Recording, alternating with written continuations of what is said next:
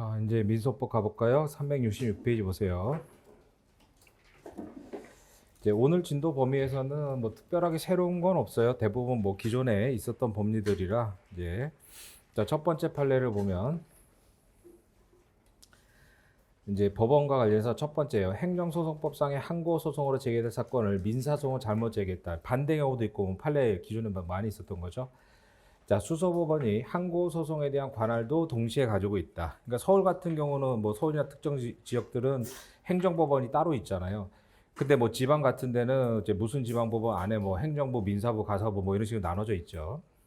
그래서 이제 서울 같은 경우는 이제 행정법원으로 이제 옮겨야 되는데 뭐 지방 같은 데는 그 같은 법원 안에 뭐 부만 나눠져 있으니까. 그래서 수서법원이 항고소송의 관할도 동시에 갖고 있다면은 이제 항고소송은 이제 제소기간 제한이 있으니까 전심 절차를 거치지 않았거나 제소기간을 도과하는 등의 요건을 갖추지 못했음이 명백하면은 뭐 어차피 뭐 보내봤자 각하될 거니까 그런 경우가 아닌 한 항고소송으로 소변경하도록 성명권을 행사한 다음에 그다음 뭐예요? 배당을 바꿔야 되겠죠. 뭐 민사 10부로 갔던 것 강한 것을 뭐 행정부 행정 일부로 바꾸고 뭐 이런 식으로 배당 절차를 다시 거쳐야죠. 법원에서 그런 심리로 가면 된다. 그다음에 그 아래 판결에서도 고의중과실 없이 행정소송 제기할 사건을 민사소송으로 잘못 제기했다. 뭐 똑같은 얘기죠. 그래서 행정소송 관할도 동시에 가지고 있다면 행정소송 심리 판단하면 되는 거고 아니면 뭐 관할법원에 이송. 서울 같은 경우는 이제 행정법원에 이송을 해줘야죠. 근데 어차피 도가 됐어요. 제소기간이. 그래서 이미 행정소송으로 전심 절차 등을 도과했거나 처분 등이 존재하지도 아니한 상태. 그럼 이제 각하가 되잖아요. 그래서 명백해 가지고 어차피 행정소송을 제기됐더라도 부족법 각하될 때는 그냥 각하하면 된다. 이런 얘기고. 그다음 그 아래 판례는 집행법상 관할 전부 다 뭐라고 했어요? 전속 관할이라고 그랬죠. 자, 그래서 민지법 44조는 청구의 소송이죠. 그러니까 집행력을 깨는 거니까 예를 들어서 갑이 을한테 뭐 1억 대여금을 청구했다. 그래서 이제 뭐 1심, 2심, 3심 가서요. 1심, 2심, 3심 가서 결국 이제 승소 확정이 됐다. 3심까지 가서. 근데 이제 승소 확정이 된 다음에 이제 을이 변제를 했단 말이죠. 그럼 이제 법률 관계가 종료가 돼야 되는데 갑이 이 대법원까지 간 판결을 근거로 해가지고 이제 강제 집행을 하더라. 을의 재산에 대해서. 그러면 이제 변정 후에 변제를 했기 때문에 구제 방법은 이제 청구의 소송인데 청구의. 근데 어디다 제기하라는 거예요? 이 1심 판결 법원에 여기다 제기하라는 거죠. 여기다 관할이. 그래서 대법원까지 갔다고 대법원에 제기하면 안 되잖아요. 청구의도 1심부터 가야 되니까. 그래서 1심 판결 법원 이게 전속 관할이라는 거죠. 자, 그래서 채무자가 판결에 따라 확정된 청구 이의하려면 1심 판결 법원에 제기해야 되고요. 그래서 1심 판결 법원이란 집행권원인 판결에 표시된 청구권, 그래서 청구권에 대해서 실제 재판한 법원을 말하죠. 자, 그래서 민지법상 관할 다 전속 관할이라고 했어요. 그래서 지방법원 합의부가 1심으로 재판한 판결 대상에 대한 뭐 소송은 당연히 그 합의부에, 그래서 1심이 저 1심이 단독이었으면 그 단독에다가 그다음 합의부면 합의부에다가 한다는 거고. 그럼 전속 관할이라고 그랬죠. 그다음에 오른쪽에 판례, 이제 국제재판 관할권은 이제 그래서 국제재판 이제 관할권. 그러니까 이름은 국제재판 관할권이지만 뭐예요? 재판권의 문제죠. 관할권의 문제가 아니라. 그러니까 관할권은 뭐 서울 동부냐, 북부냐, 남부냐, 뭐 부산이냐, 대전이냐 이거고 국제재판권의 문제잖아요. 그러니까 서배적 법률 관계에서 우리나라가 재판할 수 있느냐. 그게 이제 국제재판 관할 두 가지죠. 그러니까 직접적 국제재판 관할하고 그러니까 정확하게는 국제재판권이죠. 재판. 우리나라가 재판할 수 있느냐. 그러니까 외국 사람하고 집법에서 보신 대로 외국 사람하고 우리나라 사람이 소송이 붙었을 때 우리나라 법원에서 재판할 수 있느냐. 그게 이제 직접적 국제재판 관할이고 그 다음에 간접적 국제재판 관할은 뭐였어요? 이거 집행법 할 때 집행 판결할 때 말씀드렸죠. 그래서 미국 사람이 한국 사람 상대로 미국 법원에서 판결을 받아가지고 재산이 우리나라에 있으니까 그 판결 들고 들어왔을 때 우리나라가 이거 인정해 줄 거냐. 그래서 집행 판결 받으면 된다 그랬잖아요. 그래서 국제재판 관할권, 이름은 관할권이지만 재판권의 문제고 그래서 간접적은 집행법에서 배운 집행 판결의 문제, 그다음 직접적 국제재판 관할은 지금 보시는 이제 재판할 수 있느냐. 근데 이건 어디서 규정해요? 국제사법에서 규정하잖아요. 국제사법. 그래서 국제사법에서 이걸 규정하고 있죠. 그래서 요건이 뭐예요? 국제사법이어서 실질적 관련성이죠. 실질적 관련성. 뭐 거래법 하시는 분들은 배웠겠지만 실질적 관련성. 그리고 또 최근에 국제사법 개정돼서 몇 가지는 좀 민소 문제로 체크를 해야 되는데 그건 진모 객관식에서 정리해놨으니까 그때 보시기로 하고. 그래서 국제재판 관할은 국제사법에 규정을 해놨단 말이에요. 근데 국제사법에서 뭐예요? 실질적 관련성이죠. 그래서 객관식으로 외워야 돼요. 국제사법의 실질적 관련성 이렇게 외우시고. 왜냐하면 이제 국제재판 관할의 이제 합의와 관련해서는 뭐예요? 합의. 그러니까 이제 갑이 미국 사람하고 무역 거래하면서 야 너랑 나랑 소송 붙으면 우리 일본에서 재판 받자. 이게 국제재판 관할의 합의인데 그건 뭐예요? 요건이 합리적 관련성이죠. 합리적 관련성.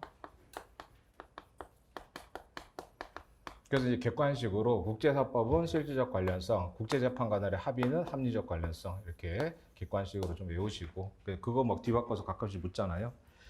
실질적 관련성이에요. 여기는. 그래서 이제 오른쪽에 밑줄 친 부분에 국제재판 관할에 관련된 국제사법의 규정이 있다고 그랬죠. 자, 가사 사건에도 적용되고요. 그러니까 뭐 이혼 소송 이런 거죠. 가사 사건에 대해서 대한민국 법원이 재판 관할권을 가지려면 정확하게는 재판권을 가지려면 대한민국이 해당 사건의 당사자와 뭐가 있어야 돼요? 실질적 관련. 그래서 실질적 관련 동그라미 쳐두시고. 그래서 합리적 관련이 있어야 된다. 그럼 땡이죠. 그래서 그런 것들 조심하시고. 그러니까 가사 사건이니까 판결지 2번에 가서 이혼이잖아요. 그럼 다 객관식 지문이죠. 뭐 재판상 이혼 같은 혼인관계 다투는 사건에 있어서 대한민국의 국적 주소가 없어가지고 관할 인정되기 어렵더라도 이혼 청구 원인이 된 사실관계가 형성되었고요. 그래서 이제 뭐 주재원으로 우리나라 와서 살고 있다가 이혼하고 이럴 수 있잖아요. 그 다음에 이혼과 함께 중요한 게 재산 분할인데 재산이 대한민국에 있는 재산이 대상인지 여부가 다퉈지고 있다면 당연히 뭐가 있을 수 있다고요? 실질적 관련성을 인정할 수 있다. 그리고 더더군다나 피고가 적법하게 송달을 받고 응소를 했다. 당연히 그럼 뭐 우리나라가 재판할 수 있다. 적극적 이제 재판 관할이 재판권이 인정된다. 그런 얘기고. 그다음 넘어가셔서 그래서 첫 번째 줄에 말씀드린 대로 국제사법에 뭐라고 되어 있어요? 첫 번째 줄에 법원은 등등의 사안이 대한민국과 자 실질적 관련이라고 했어요.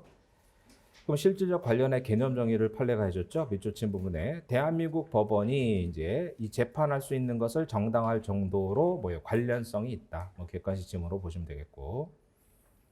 그 다음에 판결료지 2번에 가셔가지고 자, 법원은 국내법 관할 규정을 참작해서 그러니까 국제사법이 기존의 뭐 학설 판례들을 다 정리한 거 아니에요. 그래서 뭐 역추지설, 수정 역추지설, 관할 배분설, 조리설 뭐 여러 가지 학설들의 입장이 있었죠. 근데 그런 것들 다 종합한 거니까 현재 국제사법이 뭐 어떤 입장을 취하고 있는지 그게 중요한 게 아니라 뭐 종합적으로 다 고려한 거니까요. 그래서 국내법 관할 규정을 참작하여 국제재판권의 의무를 판단하되 특수성을 고려해야 된다. 뭐 다 종합적으로 고려해서 입법을 한 거잖아요. 그래서 뭐 실질적 관련성의 판단 기준을 두고 있다. 이렇게 보는 거고. 그러니까 우리나라 법의 관할 규정. 그러니까 국제재판권은 상위 개념으로 재판권인데 뭐예요? 관할권 규정을 준용해서 관할권이 인정되면 재판권이 있다. 이렇게 보는 거죠. 그게 기존의 학설의 뭐 역추지설 뭐 이런 입장이었잖아요. 그런 것들을 받아들인 거죠. 그 다음에 이제 판결지 3번에서도 특별 관할을 고려하는 것은 실질적 관련, 항상 실질적 관련이라고 했어요. 그래서 민소법 11조에 뭐 재산 소재지 이런 것들이 특별 재판적이 되는데 그걸 통해 가지고 국제재판 관할을 재판권 인정하겠다 그런 얘기고. 그래서 이제 각주 판례들이 같은 취지의 판례들이 그 전에 다 나왔던 거죠. 그 다음에 오른쪽에 가셔가지고 판결이 4번에 예측 가능성도 고려해야 되잖아요. 그래서 그 두 번째 줄 합리적으로 예견할 수 있는지 다 뭐 객관식 지문들이고 그다음에 판결지 5번에 국제재판 관할권은 병존할 수도 있다. 이렇게 되는 거고. 그래서 그러니까 국제재판권이니까 우리나라도 재판할 수 있고 뭐 미국도 재판할 수 있다 이런 얘기죠. 다만 두 번째 줄에 다른 나라 법원이 우리나라 법원보다 편리하다는 것만 가지고 우리나라의 재판권을 부정하면 안 된다. 이런 얘기고. 그래서 뭐 국제재판 관할의 문제는 이제 뭐 그 정도로서 객관식 정도로 대비하시면 되겠고요.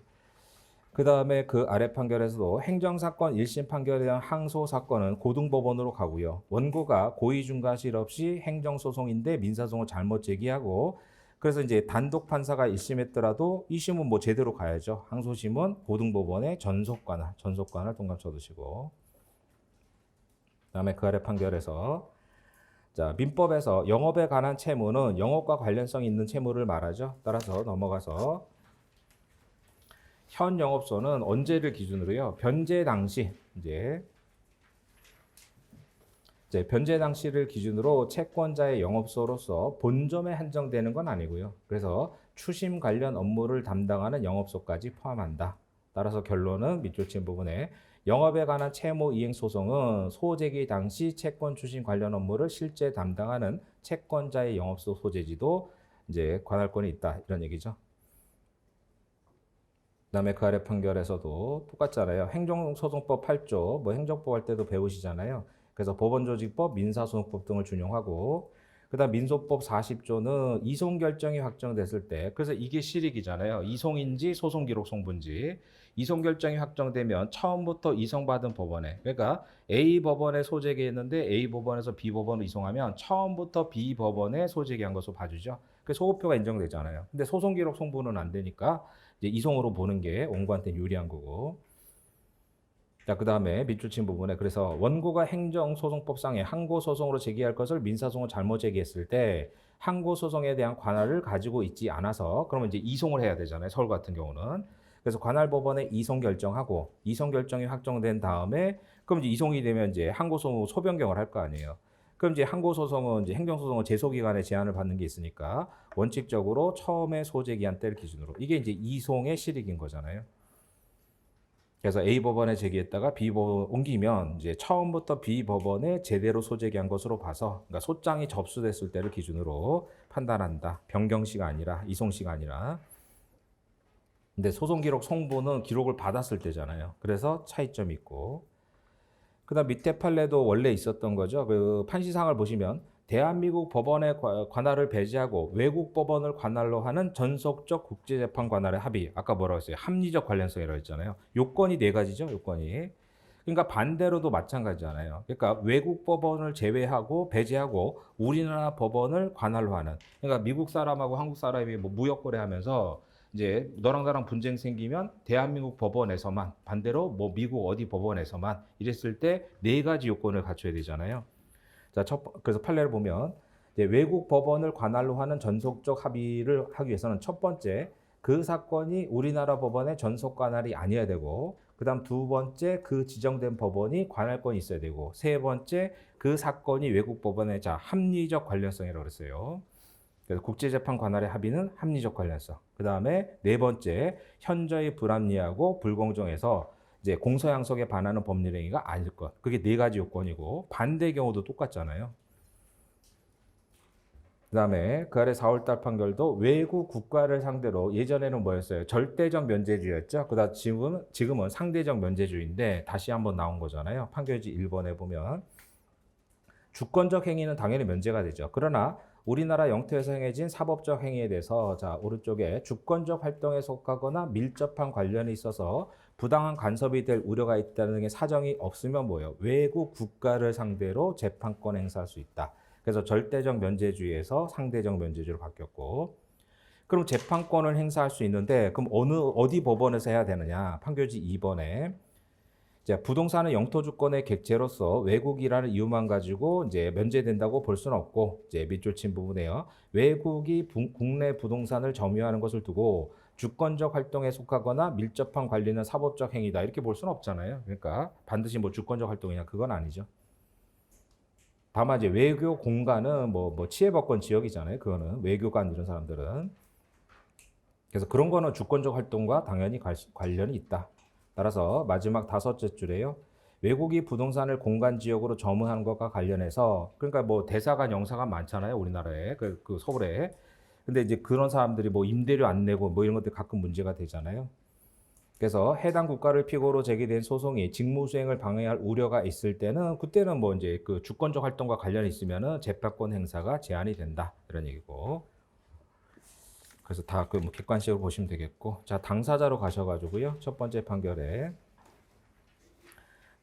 대리권은 신급 대리 원칙이잖아요. 그래서 소송 대리인이 자 상소 제기에 관련된 특별수권 이거 사례 볼 때 잘 보시라고 했어요. 그러니까 상소심을 다 권한을 줬는지 상소 제기인지를 잘 봐야죠. 상소 제기면 어떻게 돼요? 상소장을 유효하게 접수하는 순간 대리권은 소멸한단 말이에요. 그래서 상소심의 수권을 다 줬는지 상소 제기를 줬는지를 잘 읽어야 돼요. 그래서 여기는 뭐예요? 상소 제기에 관한 특별 수권을 줬으면 상소장이 유효하게 접수되는 순간 대리권을 소멸한단 말이에요. 근데 여기는 뭐예요? 인지를 안 붙였잖아요. 그래서 상소장에 인지를 붙이지 아니한 흠이 있으면 법원이 이제 보정 명령 내릴 텐데 누구한테요? 그 변호사한테 내린단 말이죠. 그래서 소대는 이를 보정할 수 있고 원심 재판장도 자 상소장 원심에다 먼저 내잖아요. 원심 재판장도 소대인에게 인지 보정 명령을 내릴 수 있다. 근데 이제 보정 안 하면 그러니까 변호사는 뭐예요? 자기는 상소장 내는 것까지 수임을 했으니까 상소장 내놓고 신경을 안 쓴 거잖아요. 안 쓰면 어떻게 돼요? 그때는 이제 상소장 각하 명령 나가겠죠. 보정 안 하면. 그런 취지로 이해하시면 되겠고. 그래서 이제 사례 문제 풀 때 특히 상소 제기인지 상소심 전부인지를 잘 구별하시고 사례 문제 풀 때. 그다음 그 아래 판결에 이것도 뭐 있었던 거잖아요. 공유물 분할 청구는 형식적 형성이죠. 따라서 뭐예요? 처분권주의가 적용되지 않잖아요. 원고가 구하는 방법에 구애받지 않고 재량 합리적이죠. 그런 얘기고. 그러나 법원은 이거 등기법 할 때 말씀드린 등기 의무자라고 그랬잖아요. 그래서 등기부 형식상 권리를 상실하거나 불이익을 받을 자가 아닌 자를 상대로 말소송을 명하면 이건 당사자 적격의 문제라고 그랬죠. 그래서 그 판시상 올라가 보시면 공유물 분할 청구 소송에서 법원이 등기 의무자가 아닌 자를 상대로 말소 조처를 명할 수 있느냐? 안 되죠, 당연히. 말소 청구하면 뭐예요? 각하가 되잖아요, 각하. 당적 근결로 각하죠. 그다음 그 아래 당사자 능력 소송 요건이고 따라서 소송 요건은 변종 시 갖춰지면 되는데 그 당사자 능력과 관련해서 뭐예요? 자연인, 법인, 비법인 사단 재단까지는 명문의 규정이 있죠. 그래서 조합은 인정 여부가 문제돼서 판례는 부정설. 자, 고유의 의무의 종중 유사의 권리 비법인 사단은 이제 사단의 실체. 그럼 민소법 52조에 인정되잖아요. 비법인 사단의 실체를 갖추고 당사자 능력인지 여부는 변종시를 기준으로. 그러니까 얘가 비법인 사단의 실체를 가지고 있느냐, 그건 판단해 봐야죠. 그다음에 종중은 자연 발생적 집단이지만 뭐예요? 종중 유사 단체는 반드시 총회를 열어 가지고 규약을 만들고 이제 정식의 조직 초계를 갖춰야 되느냐? 그 종중 유사기 때문에 종중과 비슷하잖아요. 그래서 밀주신 부분에 실질적으로 목적 달성하기 위해서 뭐 주도하는 사람이 중심적으로 활동을 해봤다. 그러면은 그때는 뭐예요? 종중은 아니더라도 종중 유사의 비법인 사단의 실체를 갖췄다. 이렇게 된 거죠. 그래서 오른쪽에 그 각주를 보시면 이제 망인인 갑이 생전에 자신을 공동 선조로 하고 자신의 후예들을 구성으로 해서 이제 단체를 설립했다는 거예요. 그래서 동생들까지 구성원으로 포함시켰는데 그럼 이게 종중이면 당연히 당사자 능력이 있는데 비법인 사단으로 종중 유사 단체냐? 그게 문제가 됐겠죠. 다퉈졌겠죠. 그래서 밑줄 친 부분에 변종 당시까지 요건을 구비하여 변종시를 기준으로 판단하는 거니까요. 판단 기준 시점은 변종시죠. 소재기 시간이라. 그리고 시조인 갑이 사망한 시점 내지 본안에서 다퉈지는 뭐 각총의 시점을 기준으로 판단할 것이 아니다. 그래서 변종시까지 구비가 됐는지를 판단한다. 그런 얘기고. 그다음에 오른쪽 메뉴에 당사자 능력 소송 요건이고 직조 사항이잖아요. 따라서 법원이 당사자 주장에 구속될 필요 없이 직권 조사를 하지만 당사자가 내세우는 단체 목적을 보고 당사자 능력이 있으면 인정해 주면 되고 없으면 보정명하고 불응하면 각하하면 되잖아요. 그래서 다른 단체로서 막 인정해주고 이럴 필요 없잖아요. 그러니까 이제 당사자 능력이 있는지 없는지만 판단하면 되죠. 그래서 그 요지 판결시 1번의 마지막 세 줄에 실제 하는지 여부만을 가려가지고 실제 하면은 당사자 능력 인정된다고 하고 본안 판단 후속 재판 진행하면 되는 거고 요건 뭐 당사자 능력 없으면 보정하라고 하고 보정 못하면 뭐 각하시키면 되잖아요. 그 다음에 판결지 2번에 밑줄 친 부분에 뭐 소송 요건 직조 사항이고 사실심 변종에는 똑같고요. 그다음 앞에 거는 뭐 민법에서 봤던 그 얘기잖아요. 그래서 이제 비법인 사단 유체 뭐 단체성의 강약 그래서 조합과 구별 뭐 그래서 민법에서 보신 거 똑같죠. 그래서 고유한 목적 이제 규약 있고 그래서 목적 규약 조직 뭐 이런 것도 있었잖아요. 민법에 다 보신 판례들이고. 자, 그다음에 그 5월달 판결로 내려가셔서 이것도 뭐 일순환 때 보신 대로 이제 상고심에서도 고려한다는 거죠. 자, 그래서 이제 갑이 의뢰병에 대한 채권에 대해서 자, 압류 추심을 받았어요. 그래서 압류 추심 명령을 받아서 이제 송달만 된 거죠. 송달만. 그런 상태에서 이제 의리 1심에서 의리병을 상대로 이행 소송을 제기하죠. 이행 소송. 자, 그럼 1심은 어떤 판단을 해야 돼요? 당사자 합격이 갑한테 넘어갔잖아요. 그러니까 소각하 판결하겠죠. 그래서 원고의 소를 각하한다. 그 다음에 이유는 이제 원고는 뭐가 없어요? 당적이 없다. 당사자 합격이 없다. 이렇게 하겠죠. 그건 이제 원고가 항소했어요. 항소심은 뭐예요? 항소 각하가 아니죠. 그래서 항소가 이유가 없는 거니까 항소 기각을 한다 그랬잖아요. 항소 기각. 그러니까 당사자 적격이 없으니까 항소 적격도 없는 거 아니냐 이렇게 판단하면 안 된다 그랬잖아요. 그래서 당사자 적격이 없다고 했는데 1심에서 원고 의리 뭐예요? 아니 나는 당사자 적격이 있다라고 항소를 했는데 항소심 판사가 야 1심 판사가 너 당사자 적격 없으니까 항소 적격수 없어서 각하 이러면 뭐 영원히 못 다투는 문제가 생기잖아요. 그러니까 당사자 적격이 없다고 이제 각하한 판결에 이거 미성년자도 마찬가지죠. 나는 당사자 적격이 있다니까 라고 하면서 항소할 때는 일단 받아줘야죠. 항소를 각하하면 안 되죠. 그래서 받아줘서 판사님이 심리를 해봤더니 뭐예요? 항소심 판사님 심리해봤더니 자기 생각이 1심 판사하고 똑같잖아요. 너는 당사자 적격 없다. 소각하. 그리고 이유는 너 당사자 적격 없다. 그러니까 항소심 판사님의 결론이 1심 판결 주문하고 똑같으면은 항소가 이유가 없으니까 항소를 기각한다 그랬죠. 항소 각하가 아니라. 그래서 항소 기각을 했어요. 그러니까 이제 의리 뭐예요? 상고를 했죠. 상고. 그래서 상고심에서도 그럼 원래는 상고 기각을 해야 되는데 상고심 진행되는 도중에 갑이 뭐예요? 압류를 취하잖아요. 압류 취하. 또는 뭐예요? 추심 취하. 그러니까 이 집행법에서 얘기한 대로 압류 현금화 단계 추심이니까 압류 신청 취하면 뭐예요? 추심은 자동 소멸이죠. 근데 추심만 취하면 압류는 살아있잖아요. 근데 압류가 되더라도 소송은 할 수 있죠. 그러니까 압류를 취하면은 추심은 자동 소멸이고 추심만 취하면은 압류는 살아있더라도 금전 채권에 압류돼 있으면 뭐예요? 뭐 소위등도 가압류 해제 조건부니까 금전 채권에 압류가 돼 있더라도 본안 소송할 수 있잖아요. 그래서 그러면 이제 의리 증거로 이걸 제출하겠죠. 이 취하서나 이런 거. 그럼 어떻게 돼요? 대법원은 무슨 판단해야 돼요? 당사자 적격이 살아났잖아요. 당사자 적격이. 그래서 당사자 적격이 살아났는데 을은 뭐예요? 본안 판단 하나도 못 받았잖아요. 그러니까 파기해서 1심으로 환송을 해야죠. 그래서 1심으로 돌려보내줘야죠. 그러니까 을은 본안 판단을 하나도 못 봤으니까. 그래서 뭐예요? 상고심에서도 당사자 적격 같은 소송 요건을 고려해야 된다. 그 얘기죠. 그럼 일단 판례를 보시면 자, 채권에 대한 압류 추심이 있으면 제3심 모지에 대한 이행소송은 추심 채권자 갑이 제기할 수 있고 을은 이행소송 제기할 당적이 없죠. 그러나 채권자 갑은 현금화 절차가 끝나기 전까지 압류를 취할 수 있고요. 이 경우 채권자의 추심권도 당연히 소멸이라고 했어요. 그래서 압류를 전제하니까. 따라서 추심금 청구 소송 제기해서 판결을 받았더라도 실제로 추심하기 전까지는요. 집행에 의한 변제를 받기 전에는 갑이 뭐 할 수 있어요? 압류 신청을 취할 수 있죠. 뭐 기판형 문제하고 상관이 없잖아요. 그래서 압류 신청을 취하여 갑의 추심권이 소멸하면 추심권 등등이 을한테 복귀하잖아요. 그래서 이는 뭐 국세징수법도 마찬가지다. 따라서 그럼 당사자 적격이 살아났죠. 이런 사항은 뭐가 돼요? 소송요건 직조 사항이죠. 자, 그래서 여기를 좀 신경 쓰셔야 되는데 우리가 보통 교과서에 보면 동설 판례가 뭐예요? 소송요건 직조 사항이고 소송요건 구비 여부는 뭐라고 했어요? 사실심 변종시를 기준으로 판단한다고 되어 있잖아요. 사실심 변종시를 기준으로. 그래서 학자분들 중에서는 이런 판례를 들면서 이제 판례가 지금 뭐예요? 일반론으로 보면 소송요건 직조사항이고 변종시를 기준으로 판단한다 이렇게 돼 있죠. 그리고 맞는 지문으로 출제가 되잖아요. 객관식에. 근데 이 판례는 뭐예요? 변종 이유를 고려하고 있잖아요. 사실심 변종시가 언제예요? 2심 마지막 재판한 날짜잖아요.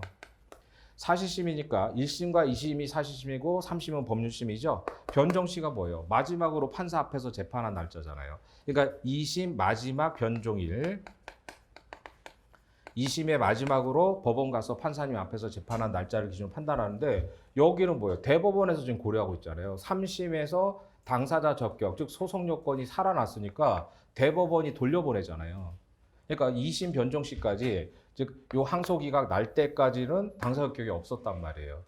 근데 지금 대법원에서 이 3심에서 고려하잖아요. 그러니까 이제 학자들 중에 이거 틀렸다. 소송 요건은 사실심 변종시가 아니라 아니 변종 이후에도 고려하지 않느냐 이런 견해가 나오는 거예요. 그러니까 우리는 이제 정리할 때 뭐예요? 이 판례는 따로 하고 만약에 객관식에서 소송 요건은 뭐 변종시를 기준으로 한다. 그러면 이제 맞는 지문으로 가는 거예요.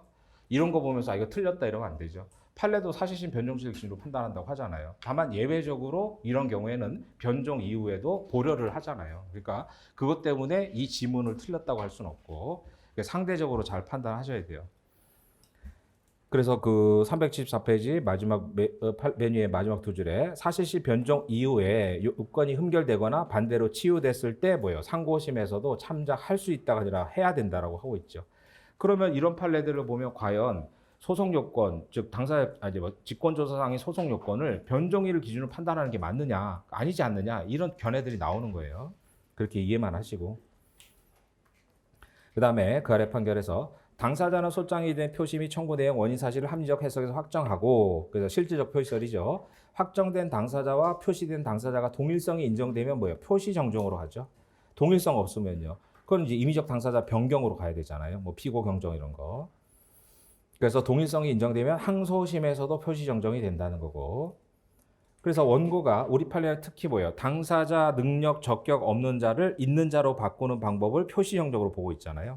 그래서 원고가 당사자를 정확히 표시 못하고 당능이나 당적 없는 자를 잘못 표시했다면 구제 방법이 뭐예요? 표시 정정 신청서로 가는 거죠.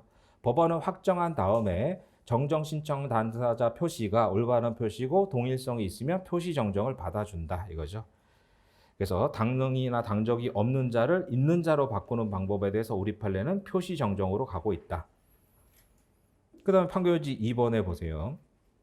자, 비법인 사단의 당능을 인정하는 것은 뭐 실제로 활동하기 때문에 된다. 그래서 네 번째 줄에 사단의 개념은 뭐 민법에서 오신 그 조합과 구별할 때 나왔잖아요. 뭐 단체 조직 규약 어쩌고 돼 있고. 그래서 밑줄에서 세 줄 올라가 보시면 이렇잖아요. 소송 요건에 관한 것으로서 사실심 변종일을 기준으로 판단해야 된다. 그러니까 아까 얘기한 대로 객관식 이렇게 나오면 맨 위에 판례를 보고 틀렸다 이렇게 하면 안 돼요. 따로따로 봐야 돼요. 그래서 사실심 변종을 기준으로 판단하는 게 원칙이죠.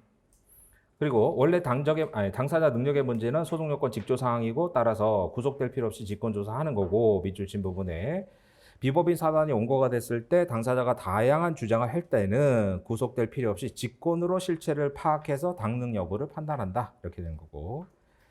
그래서 아까 그 밑줄에 세 줄 올라가셔서 소송 요건은 변종일을 기준으로 한다. 그러면 일반론 얘기한 거구나 맞다고 보고 그다음 그 위에 맨 위에 판례에서 변종일 이후에도 고려해야 된다. 그것도 맞다 이렇게 보시는 거고. 그다음에 7월달 판결로 가셔가지고요. 자, 채권자 대의 소송에서 이제 그 피대의자를 말하죠. 자, 최대 소송에서 대의에 의해서 보존될 피보존 채권 인정되지 아니하면 각하되는 건 아실 거고. 그래서 밑줄 친 부분에 피대의자인 채무자가 실존 인물이 아니거나 사망한 사람일 때는 역시 피보존 채권이 없는 거 아니에요. 그래서 죽은 사람에 대한 피보존 채권 없는 거니까. 따라서 피보존 채권인 채권자 채무에 대한 권리를 인정할 수 없기 때문에 뭐예요? 피보존 없으면 당적 분결로 각하죠. 그 다음에 판결지 2번은 이제 국가를 상대로 해서 토지하고 건물 나눠서 봐야 된다 그랬잖아요. 그러니까 건물은 원래 이제 무주의 토지는 국가 거기 때문에 국가를 상대로 할 수 있지만 건물은 지방자치단체 거잖아요. 그래서 판결지 2번에 국가를 상대로 토지 서유권 확인 청구는 두 가지라고 그랬어요. 자, 첫 번째 토지가 미등기이고 대장에 등록 명의자가 없거나 등록 명의자라고 그냥 홍길동 이렇게만 돼 있단 말이에요. 이름만 있어요. 그럼 누군지 모르잖아요. 이럴 때는 이제 국가를 상대로 소유권 확인. 그다음 두 번째는 뭐예요? 국가가 명의자인 제3자 소유를 부인하면서 국가 소유다. 이렇게 두 가지 경우에는 국가를 상대로 토지 소유권 확인되고 건물은 안 되죠. 건물은 이게 국가 거다라고 국가가 다투지 않는 한 건물은 지방자치단체를 상대로 해야 되고. 그래서 판결 3번에 등기법은 확정 판결에 따라서 자기 소유권을 증명하는 자가 미등기 토지에 관한 보존 등기할 수 있다. 등기법 65조에서요. 그리고 등기 규칙은 이제 신청서를 첨부를 해야죠. 그래서 권리자의 주소, 주민번호 정보를 등기소에 제공해야 된다. 따라서 미등기 토지에 대해서 그러면 이제 미등기 토지면 대장으로 가야 되잖아요. 근데 대장의 소유자 명의 표시란에 구체적 주소라든가 인적사항, 뭐 주민번호 이런 기재가 없어요. 그냥 김갑동이라고 돼 있다. 그럼 이제 이 세상에 김갑동 많잖아요. 누군지 모른단 말이죠. 명인을 특정할 수 없을 때는 명인의 채권자가 국가를 상대로 이제 명인을 대위해 가지고 판결을 받아봤자 아니 피해자가 누군지 모르잖아요. 피해자가. 그래서 뭐 김철수 이렇게 돼 있으면 그 김철수가 누군지 모르죠. 그래서 판결을 받아봤자 이 판결 가지고는 김철수 명의로 등기를 못 하잖아요. 그래서 이 확인 판결에는 소유자가 특정되지 않았기 때문에 이거 가지고 뭐예요? 이제 보존 등기를 보존 등기를 못 한단 말이에요. 그래서 이런 것들은 등기법 65조에서 말하는 확정 판결이 될 수가 없다. 근데 이제 그거랑 비교하실 판례가 각주로 내려가 보세요. 첫 번째 밑줄 친 부분은 아까 판결유지 2번하고 똑같은 거고요. 그 다음에 밑줄 뒤에 보면 공간정보법에 따르면 채권자는 자기의 채권을 보전하기 위해서 채무자, 토지 소유자가 법에 따라서 하는 신청을 원칙적으로 대위를 할 수 있는데 이거는 안 된다는 거예요. 지적공부 등록상의 정정 신청은 대위가 안 돼요. 법에서 이제 막아놨고 따라서 밑줄 친 부분에 토지 대장상의 소유자 표시 중 뭐가 없어요? 주소 기재 일부가 누락됐다는 거죠. 거기를 체크해 두세요. 그러니까 이름은 있는데 주소 기재 일부가 누락이 됐다는 거예요. 그래서 누락이 돼가지고 이제 주소가 뒤가 잘렸으니까 알 수가 없잖아요. 뭐 서울 서초구 이러면 뭐 서초구에 사람이 많으니까. 그래서 누락됐을 때는 등록 명의자가 누구인지 알 수 없는 경우에 해당하죠. 그때도. 그래서 토지 대장의 대장을 가지고 등기를 할 수 없고 그 다음에 대장상 소유자의 채권자는 소유자를 대위하여 토지 대장상의 등록상을 정정 못하잖아요. 법에서 막아놨잖아요. 아까 저 밑줄 바로 위에 84조를 보면 대위 신청 안 된다 그랬잖아요. 그럼 법에서 막아서 안 되는 거고. 따라서 그때는 뭐예요? 마지막 두 줄에 토지 대장상의 토지 소유자의 채권자는 보존 등기 신청을 위해서 토지 소유자를 대위하여 국가를 상대로 확인의 이익이 있다 이거죠. 그래서 확인 판결 받은 다음에 그 당사자한테 너 정정해라 이렇게 하면 되는 거예요. 그러니까 그 본문에 나오는 거는 아예 누구인지 모르는 거고 각주에서는 뭐예요? 주소 기재 일부가 누락된 거잖아요. 그래서 그런 것들을 좀 구별하셔서 객관식으로 보시고 그다음에 넘어가셔서 376페이지 이거는 좀 전에 보신 추심 명령 똑같잖아요. 그래서 추심 채권자의 제3채무에 대한 추심 소송 개정 중에 압류 추심이 취소가 되어서 추심 채권자가 권능을 상실하면 그래서 당사자 적격이 을한테 살아나죠. 그래서 이제 추심 소송 제기할 갑의 당사자 적격은 상실하고 그러면 직권조사 사항으로서 밑줄 친 부분에 또 나왔잖아요. 변종일 이후에 흠결되거나 치유됐을 때도 참작해야 된다. 앞에서 본 거죠. 지우시고. 자, 그다음에 재산의 권리 주체가 소송을 제3자에게 위임해서 하게 하는 것을 임의적 소송 신탁 또는 뭐 임의적 소송 담당인데 우리 판례는 뭐예요? 명문 규정 없으면 인정 안 해주잖아요. 따라서 부부 중 한 사람은 배우자의 권리에 관해서 변호사 대리 원칙의 예외로서 가능하잖아요. 그러니까 근데 그건 대리니까 대리인하고 당사자는 다르죠. 임의적 소송 신탁은 당사자 적격을 주는 거잖아요. 그러니까 대리인하고 다르죠. 그래서 뭐 배우자는 뭐 변호사 대리 원칙의 예외로서 소대가 되거나 그다음 뭐예요? 선정 당사자는 뭐 명문의 규정이 있잖아요. 그래서 그러니까 선정 당사자도 뭐예요? 명문의 규정이 있는 임의적 소송 신탁이죠. 그러니까 선정자들이 당사자 적격을 줘서 얘를 내보내는 거니까. 그래서 선정 당사자로서 수행할 수 있을 뿐 그 외에 명문 규정 없으면 우리 판례는 임의적 소송 신탁을 부정하지요. 그래서 이제 예컨대 뭐 배우자를 내보내려면 변호사들이 예외로서 인정되는 범위 안에서 소대권을 주거나 아니면 선정 당사자로서 뭐 내보내거나 그럼 이제 선정 당사자가 되려면 그 요건을 갖춰야죠. 공동의 이해관계 있고 뭐 이런 거. 그거 외에는 안 된다. 그다음에 그 아래 판결에서 자, 집합 건물의 관리 업무를 담당할 권한 의무는 관리인한테 있고요. 관리단 관리인은 효율적 관리하기 위해서 뭐 위탁 계약 체결할 수 있고 뭐 그렇게 되는데 따라서 내려가셔서 밑줄 친 부분에 이제 관리 업무로 위탁받은 위탁관리 업체가 수행하면서 체납 관리비 추심하기 위해서 직접 자기 이름으로 재판상 청구하는 것은 그러니까 자기 이름이니까 당사자가 되는 거잖아요. 대리인이 아니라. 근데 임의적 소송 친탁, 즉 임의적 소송 담당자로서 가는 건데 이제 특별한 사정이 없는 한 허용돼야 된다는 거예요. 그래서 뭐가 있어요? 마지막 줄 당사자 적격이 있다. 이렇게 뭐 객관식으로 보시면 되겠고. 그다음에 오른쪽에 가셔가지고 이제 관리비 징수 업무를 위탁받은 위탁관리업자는 일정 자격에게서 그 임의적 소송 신탁이니까 뭐요? 당사자죠, 대리인이 아니라. 따라서 위탁관리업체가 구분 소유자들을 상대로 관리비 소송을 수행하던 중 종료돼 이제 그 뭐야 위탁계약 기간이 종료될 수 있잖아요. 그럼 뭐가 돼요? 중단 사유가 된다는 거예요. 그래서 네 번째 줄 중단 공감 쳐두시고. 그러니까 우리가 소송 절차 중단을 뭐 사망만 맨날 받잖아요. 그러니까 사망 외에 뭐 합병이라든가 이런 것들 또 중단 사유가 된다 좀 봐두시고. 그럼 중단이면 수개가 돼야 되겠죠. 새로운 위탁관리업체가 수개하거나 새로운 위탁관리업체가 없으면 본인들이 직접 나서야죠. 관리단 관리인이 직접 소송을 수개해야 된다. 물론 뭐요 소대가 있으면 중단 안 되잖아요. 그래서 소송 대리인 있을 때는 중단 안 된다는 건 뭐 당연한 일반 법리고. 그래서 객관식으로 이제 관리단은 임의적 소송 신탁이 될 수 있다. 그다음에 오른쪽에 가셔가지고 자 변호사법에 따라 법무법인이 법인 명의로 수행하는 업무는 법무법인이 제3자 임의 뭐 소송행위들을 하잖아요, 당연히. 따라서 이제 법무법인은 대리인이잖아요, 소송 대리인. 그렇기 때문에 두 번째 줄 뒤에 법무법인이 당사자로서 처리하는 건 이거는 뭐 대리가 아니잖아요. 따라서 법무법인이 당사자일 때 뭐 수임료 못 받은 거 있다. 그건 자기들이 당사자지 뭐 누구의 대리인이 아니죠. 그래서 법무법인이 당사자일 때는 한 명에서 관한 규정에 따라 등기된 법무법인의 대표자만이 대표. 우리가 뭐 주식회사가 소송하면 이제 뭐 A 주식회사 대표이사 홍길동 이렇게 가잖아요. 그러니까 법무법인이 수임료 못 받은 게 있어 소송한다. 그럼 뭐 A 법무법인 대표 변호사 뭐 김갑동 이런 식으로 가는 거죠. 따라서 담당 변호사가 법무법인을 대표하여 해당 업무를 수행할 수는 없죠. 그때는 뭐 담당 변호사가 대리인이 되는 건 몰라도. 그러니까 뭐 주식회사하고 똑같이 보면 되잖아요. 그러니까 이제 변호사들이 어떤 사건을 이제 수임해가지고 대리인으로 할 때는 이제 저기 담당 변호사 홍길동하고 뭐 그래서 세 명을 붙이잖아요, 보통. 그래서 이제 파트너 변호사에다가 업소 변호사 이렇게 붙여가지고. 근데 그건 소송 대리할 때고 법무법인이 소송의 주체, 자기들이 그 수임료 못 받은 게 소송한다. 그때는 이제 법무법인의 대표자가 당사자가 되는 거죠. 아니 당사자 대표자 표시를 하는 거죠. 그래서 담당 변호사는 그때는 소송 대리할 때 문제인 거고. 그래서 각주로 내려가 보세요. 피고는 법무법인 유한인데 소송 계속 중이던 언제 구성원인 변호사 소외인을 담당 변호사로 지정하고, 이 구성원이 우리가 보통 얘기하는 파트너를 구성원이라고 하잖아요.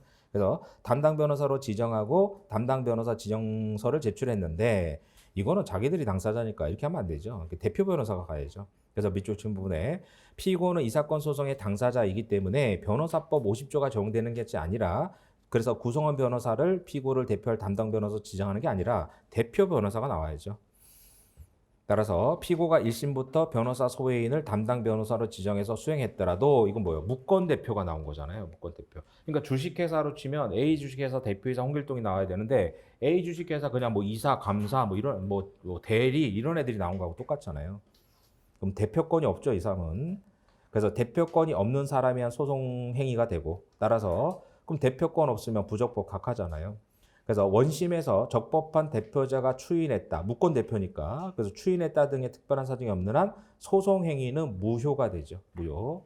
자, 이것도 헷갈리시면 안 되게 신의 측에서도 나오잖아요. 그러니까 소제기는 부적법한 소제기가 되니까 소각하고, 그 다음에 소송 행위는 무효고 이렇게 되는 거예요.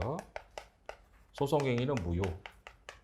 그러니까 대표적으로 신의칙 위반도 그렇잖아요. 그래서 신의칙 위반의 소제기는 소각하고 신의칙 위반의 소송 행위는 무효고, 예컨대 대표적으로 뭐 증인 신청 이런 거잖아요. 이 가끔씩 질문하시는 게 어디는 소각하라고 하고 어디는 무효라고 하는데 그거는 행위가 뭐냐예요. 그러니까 신의칙 위반의 소제기는 뭐예요? 소각하잖아요. 그다음 신의칙 위반의 소송행위는 무효 이거죠. 그러니까 대표권 없는 자의 소제기는 부적법하니까 각하를 시키는 거고, 뭐 보정되지 않으면. 그다음 대표권 없는 자의 소송 행위는 뭐예요? 무효죠, 무효. 그래서 그 밑줄 친 부분 마지막 줄에 뭐 대표권이 없는 변호사 소외인의 소송 행위는 무효죠. 소제기는요, 각하를 시키는 거고, 그런 의미로 보시고. 그래서 여기는 이제 뭐 그 법인이 실수한 거죠. 그러니까 법인이 당사자가 되면 주식회사 마찬가지로 A 법무법인 대표 변호사 홍길동 이렇게 가야지 업무 담당 담당 변호사 김갑동 이게 아니다라는 거. 그다음에 본문의 마지막 판결이에요. 52조가 당능을 인정하는 이유는 이제 사회적 실체를 갖추고 대표자나 관리를 통해서 활동하기 때문에 그렇잖아요. 따라서 마지막 줄 또 나왔죠. 조직화된 다수의 결합체 뭐 이건 보신 거고 넘어가셔서 자, 그래서 사단법인의 하부 조직이라도 스스로 단체 실체를 가지고 독자적 활동을 하면 별도의 비법인 사단이 돼서 뭐가 있어요? 당사자 능력이 있다. 이런 얘기죠. 그럼 2번은 당능은 뭐 직권조사상 이렇게 되죠. 다 뭐 알고 있는 일반 법리들이 다 반복이 됐고요. 자, 넘어서 380페이지. 자, 소송의 개시로 가서 첫 번째 이제 확인의 소잖아요. 첫 번째, 그래서 밑줄 친 부분에 과거의 법률 관계라도 현재의 권리 법적 지위에 영향을 미치고 현재의 위험 불안을 제거하기 위해서 유효적절한 수단. 이건 뭐 계속 반복되는 판이잖아요. 그럴 때는 과거의 법률 관계라도 확인의 이익이 있다라는 거고. 그래서 뭐 각주 판례도 똑같은 얘기고. 이건 뭐 계속 대법원이 이제 똑같은 판시를 하잖아요. 그다음에 두 번째 판결에 확인해소에서 당사자 사이의 권리 관계만이 확인의 대상이 될 수 있는 건 아니고 당사자와 제3자 사이에 심지어 뭐요? 제3자들 사이의 권리 관계에 있어서도 뭐요? 아까 보셨던 확인의 이익의 요건을 갖추면 확인해소의 대상이 될 수 있고 그래서 당사자 일반과 제3자 또는 제3자들끼리의 권리 관계에서도 확인의 이익이 있고 그래서 확인해소의 청구치 있을 때는 항상 뭐요? 누구와 누구 사이에서 이 말을 쓰죠. 왜냐하면 기판력의 주관적 범위를 나타내 줘야 되니까. 그러니까 이행 소송이 어차피 원고 피고가 나오잖아요. 뭐 피고 을은 원고에게 뭘 이행해라. 그러니까 이행 소송은 항상 기판력의 주관적 범위가 나올 수밖에 없는데 확인 소송은 뭐예요? X 건물이 원고 소유임을 확인한다. 이렇게만 쓰면 아니, 누구와 관계에서 확인을 하는지가 안 나오잖아요. 그러니까 원고 갑과 뭐 피고 을 사이에서 이런 식으로 항상 쓰잖아요. 확인해서는. 그래서 그거 기록형 문제로도 알아두셔야 되겠고. 그 다음에 그 아래 판결에서도 이것도 뭐 전압체지만 뭐 객관식이죠. 그래서 다수견에서 확인해소의 앞부분은 뭐 일반론이니까 됐고요. 그래서 밑줄 친 부분에 객관식으로요. 보험계약의 당사자 사이에 계약상 채무 존부 범위의 다툼이 있을 때 불안을 제거하기 위해서 보험회사가 그러니까 보통 뭐 채무 부존재는 보험회사들이 많이 제기하죠. 그래서 보험회사는 먼저 보험수익자 아까 얘기했죠. 보험수익자는 임보험에서 돈 받는 사람이에요. 보험수익자를 상대로 채무 부존재 확인 소송을 제기할 확인의 이익이 있다 이건데 이것만 보면 객관식에서 틀릴 수 있어요. 그러니까 뭐가 포인트인지를 알아야죠. 각주로 내려가 보세요. 그래서 각주를 보시면 보험계약자 등이 보험금 지급 책임의 존부 범위에 관해서 다툰다는 사정만 가지고 확인의 이익이 있다는 게 다수견해였잖아요. 근데 소수견해는 뭐예요? 그것만 가지고는 안 되고 추가로 보험금 지급 책임의 존부 범위를 즉시 확정할 이익이 있어야 된다. 그 객관식에 각주 내면 이제 틀린 거죠. 그러니까 뭐가 포인트가 되는지 지금 다투던지를 봐야 돼요. 그래서 다수견해는 다툼이 있다는 것 자체만 가지고 확인이 있다고 본 건데 소수견해는 아니다. 추가 요건이 있어야 된다. 그러니까 각주처럼 내면 틀리는 거잖아요. 그걸 알아야 돼요. 그래서 이제 다시 본문만 보면 각주처럼 내면 뭐 어디가 틀렸는지 뭔지도 모른단 말이에요. 그래서 이제 추가 요건을 필요로 하는 게 소수견해인데 또 이제 헷갈리지 마시고 시험장 가서 그래서 이제 다수견에 따라서 다툼이 있는 경우라면 그거 자체로 확인이 있다. 근데 소수견에는 추가 요건을 요구하고 있다. 그러니까 이런 거 좀 정확하게 알아둬야죠. 안 그러면 시험장 가가지고 분명히 뭐 둘 중에 하나인데 이제 이렇게 헷갈리면 안 되니까. 그래서 그게 포인트가 돼요. 그러니까 소수견에는 특별한 사정까지 요구하고 있는데 그건 필요 없다는 게 다수견이고. 그 다음에 본문에 올라가셔서 자 경계합정 소송이 형식적 형성으로 중요하잖아요. 그래서 인접 토지 경계가 사실상 불분명해서 다툼이 있을 때는 확정을 구하는 건데 토지 소유권 범위 확인을 목적으로 하는 소가 아니잖아요. 말 그대로 경계선을 그어달라는 거지 경계선의 왼쪽은 내 땅, 오른쪽은 저 사람 땅 그건 아니죠. 경계 확정만 하지 소유권 확인에 기판력이 미치지는 않죠. 자, 그래서 토지 소유권 범위의 확인을 목적하는 소와 달리 경계가 불분명해서 다툼이 있다는 것만 가지고 권리보호가 인정된다는 거죠. 그러니까 소유권 확인으로 가려면 뭐예요? 확인액이 있어야 되죠. 근데 여기는 경계 확정은 다툼이 있으면 권리보호익이 인정된다. 그러면 다툼 있는 경우는 뭐냐? 지적조를 작성하면서 기점을 잘못 선정하는 등의 기술적 착오로 장부상 즉 지적도상의 경계선이 진실한 경계선과 다르게 잘못 작성되었다고 다툼 있는 경우까지 포함한다는 거죠. 그 다음에 형식적 형성이기 때문에 법원은 당사자 주장에 구속받지 않죠. 그래서 처분권주의가 적용되지 않잖아요. 그리고 어떤 형식으로든 본안 판결 해줘야 되기 때문에 청구 기각하면 안 되잖아요. 따라서 경계확정 소송에서는 원고가 주장하는 경계가 인정되지 않더라도 청구 기각하면 안 되고 반드시 어떤 방식이든 경계확정을 해줘야죠. 그래서 뭐예요? 청구 취지 기재가 완화가 되잖아요. 처분권주의가 적용되지 않고. 그래서 이제 경계를 확정해 달라는 거구나라고 알 수 있을 정도만 기재하면 된다. 그런 얘기고. 그다음에 그 아래 판례는 뭐 장래의 소위 일반론이죠. 그래서 채무자의 태도나 내용 성질에 비춰가지고 어차피 이행기 도래봤자 얘가 뭐요? 이미 이행 거부에 대비하는 게 장래의 소죠. 강제 집행 불능에 대비하는 건 뭐예요? 그건 가압류 가처분이잖아요. 보존 처분이고. 그러니까 이행기 도래봤자 얘가 어차피 이행 안 할 것 같다. 그럼 그때 소송에서 판결 받으면 늦으니까 미리 판결문 받아놓겠다. 그게 장래의 판결이고. 그래서 변제기 되기 전까지 얘가 재산 빼돌릴 것 같다. 그때는 보존 처분해야죠. 가압류가 처분. 그 다음에 그 아래 판결은 뭐 확인에 뭐 계속 나오는 거니까 보시고 넘어가셔서. 자, 보증보험이 나왔는데요. 382페이지. 보증보험은 이제 거기도 나오지만 14년도 중간쯤에 여섯 번째 줄에, 아니 다섯 번째 줄에 나오잖아요. 14년도 3월 달에 이제 보험법이 가장 최근에 개정된 건데 그 중에 신설된 게 이제 보증보험이에요. 그래서 보험법도 뭐 작년에 따로 하루 특강했었는데 한 3시간, 4시간 정도 특강해야 되는데 올해는 그 동영상으로 열어드릴 테니까 작년 이후에 뭐 법이 바뀐 건 없고 판례는 뭐 내일 할 거니까 나중에 진모 때 뭐 열어드릴 테니까 그때 한번 들으시면 돼요.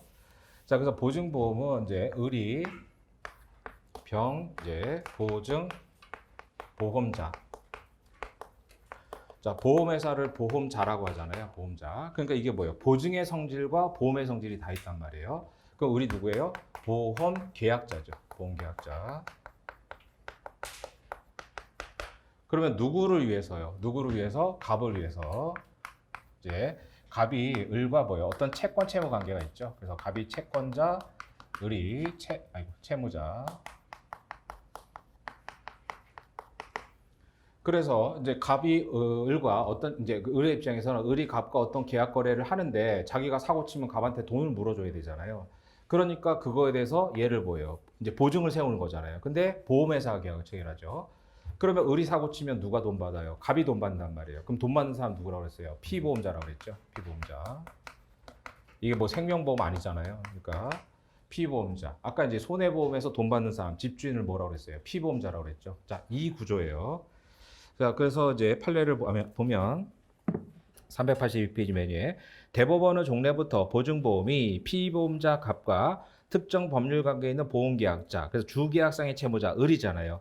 을의 체불로 인해서 피보험자 갑이 입게 될 손해 전보를 보험회사가 인수하는 것을 내용하는 손보죠. 그러니까 손해보험의 생명보험이 인보험이 아니잖아요. 그러니까 손보기 때문에 아까 얘기한 대로 화재보험의 집주인이 피보험자로 했죠. 돈 받는 사람이 피보험자예요. 그래서 갑이 피보험자예요. 형식적으로는 을의 채무 불이행을 보험사고라는 보험계약이나 실질적으로는 보증의 성질을 갖고 보증계약과 같은 효과를 목적한 것이라고 이미 판시했었고 그러다가 14년도 보험법 개정하면서 이걸 신설했죠. 그래서 보증보험 계약의 보험자 병은 보험계약자 을이 피보험자 갑에게 체불이나 의무 불이행으로 손해를 보상할 책임이 있다고 정하는 한편에 보증보험에 대해서는 성질이 반하지 않는 범위 내에서 보증 채무에 관한 민법 규정을 준용하도록 하고 있어요. 그래서 보증의 성질과 보험의 성질이 다 있다. 그래서 보증보험 계약이 체결됐을 때 보험회사 병의 피보험자 갑에 대한 보험금 지급 채무는 보험계약자 을이 갑에 대해서 주계약 등에 따른 채무를 부담하는 것을 전제로. 그러니까 을이 갑에게 사고 쳐가지고 이제 채무를 부담하니까 병이 갚아주는 거잖아요. 딱 그래서 보험금이 아직 지급되지 않은 상태에서 갑과 을 사이에 다툼이 있단 말이죠. 그러니까 갑은 너 사고 쳤다고 하고 을은 아니다라고 다투고 있어요. 그럼 당연히 병이 보험금을 갑한테 줘야 되는지 여부가 연결이 되잖아요. 그래서 결론은 밑줄 친 부분만 기억하면 되죠. 자, 주계약상의 채무자이기도 한 보험계약자 을은 계약상 채권자인 피보험자 갑을 상대로 뭐예요? 주계약에 따른 나는 채무가 없다. 그래서 채무 부존재 확인을 구하는 것이 유효적절한 방법이 된다라는 거예요. 그래서 잔뜩 길게 써놨는데 결론은 맨 위에 그 판시 사항을 정리하면 되죠. 그래서 보증보험계약이 체결된 다음에 보험금이 아직 지급되지 않은 상태에서 주계약의 당사자인 계약자 을과 피보험자 갑 사이에 존부의 다툼이 있으면 보험계약자 을은 뭐 한다고요? 갑을 상대로 채무 부존재 확인의 소송을 제기할 수 있다. 이렇게 되는 거고. 그다음 그 아래 판례는 과거의 법률 관계도 뭐 본문의 일반론은 아까 봤잖아요. 그래서 이제 현재 권리 법적 지위 뭐 등등해서 확인이 있다는 건 됐고. 그래서 그 각 주에 나오는 사실관계가 앞쪽에서 객관식 지문에 나올 수 있으니까요. 그 학교 생활기록부에 뭐 등재된 그런 경우들이 있잖아요.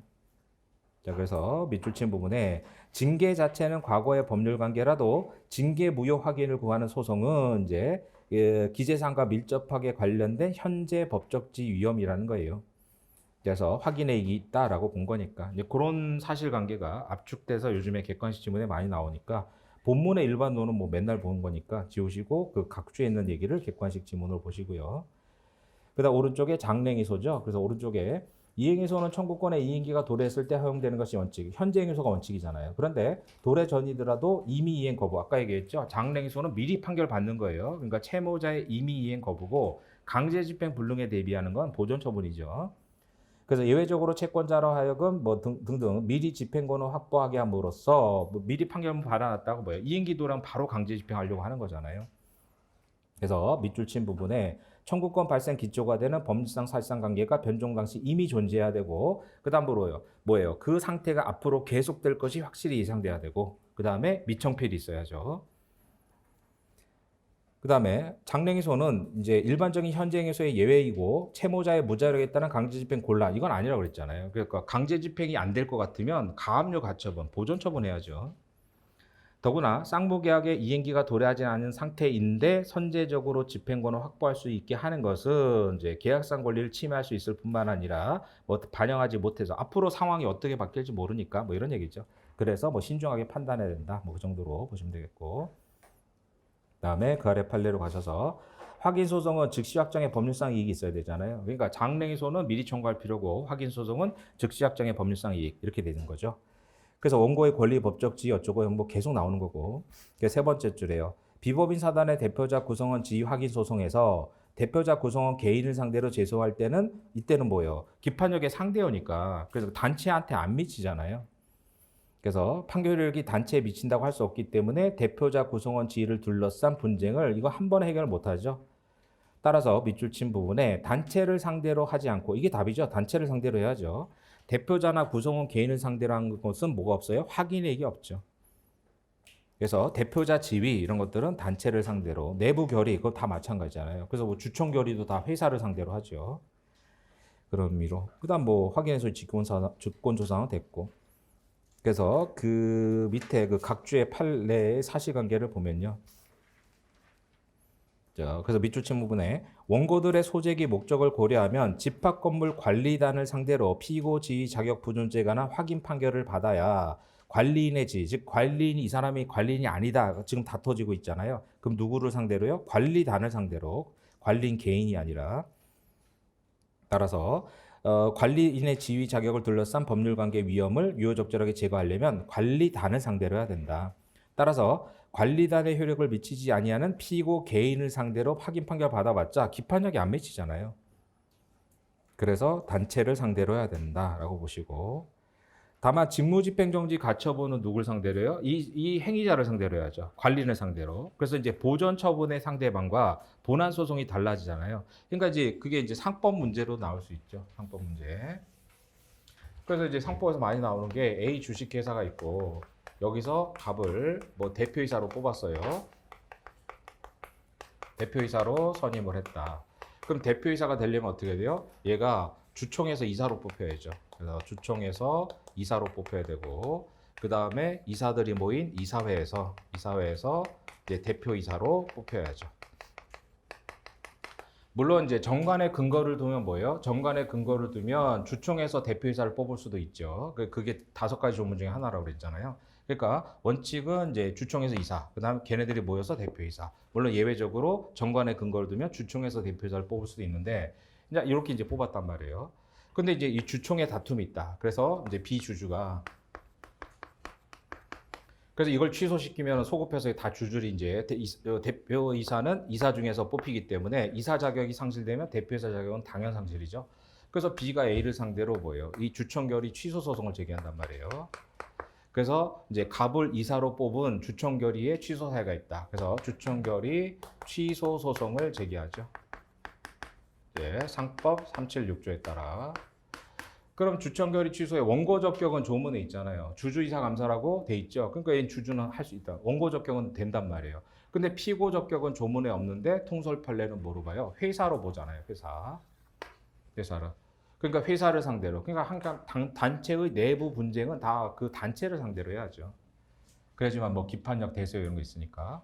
근데 이 소송이 뭐 10년 갈 수도 있으니까 얘가 계속 대표이사하고 돌아다니면 안 되잖아요. 그러니까 B가 이제 그때는 뭐예요? 갑을 상대로 직무집행정지 가처분 신청을 해야죠. 그래서 직무집행 정지 가처분.